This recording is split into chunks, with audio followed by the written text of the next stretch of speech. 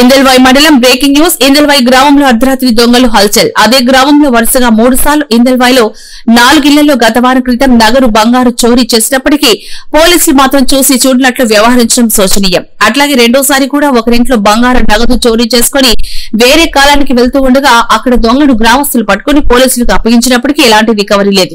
మళ్లీ ఈ రోజు అర్ధరాత్రి గౌండ్ల గంగాదాస్ అనే వ్యక్తి ఇంట్లో ఇంటికి తాళం వేసి స్లాబ్ పైన పడుకోవడంతో అదే అదనంగా భావించిన దొంగలు ఇంటి తాళాలు బీరువాను పగలగొట్టి అందులో ఉన్న నగదును తీసుకెళ్లినట్టు రోదిస్తూ మీడియాకు తెలిపారు.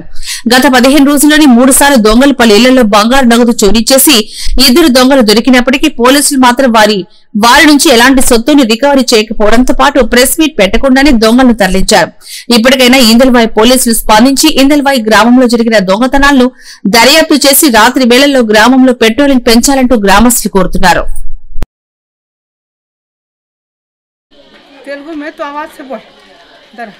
ఏమంటారు తెలుగులో 45,000 ఉండే సార్. ఒక ప్యాకెట్లో 15,000 ఉండే సార్. ఒక ప్యాకెట్లో 12,000 ఉండే.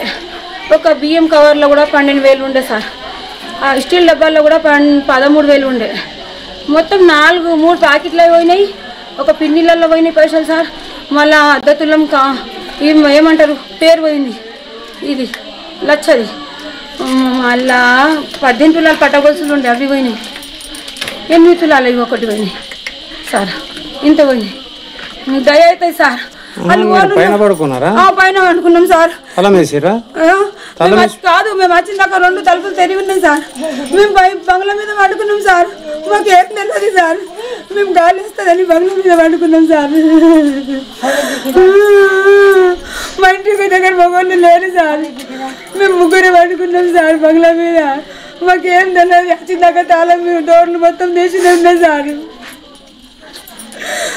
దయవుతుంది సార్.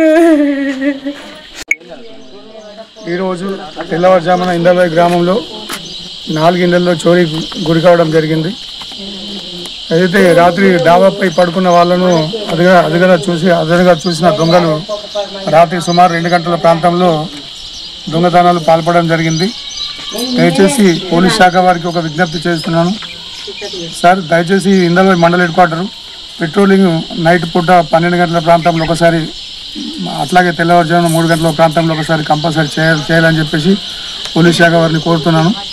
అట్లాగే ఈ సంబంధిత దొంగతనాలకు గురైన బాధితులకు సత్వర కొంచెం న్యాయం చేసి ఏదైతే క్రూజ్ టీం తీసుకొచ్చి ఎక్కడైతే వాళ్ళకు న్యాయం జరిగేలా చూడాలని, ఆ దొంగలను ఎవరైతే కొంచెం వీలైనంత త్వరగా పట్టుకోవాలని చెప్పేసి ఎస్ఐ గారిని, సిఐ గారిని గ్రామ ప్రజల తరఫున కోరుతున్నాను. ఇందల్వాయి గ్రామంలో నిన్న రాత్రి పట్టుకోవాలని చెప్పేసి కోరుతున్నాను.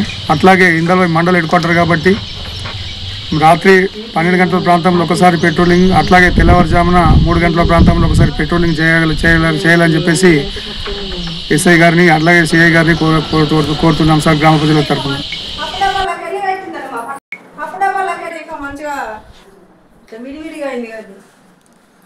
అది హైదరాబాద్ టీం ఉందట. 20 years నుంచి ఎప్పుడు దొంగతనం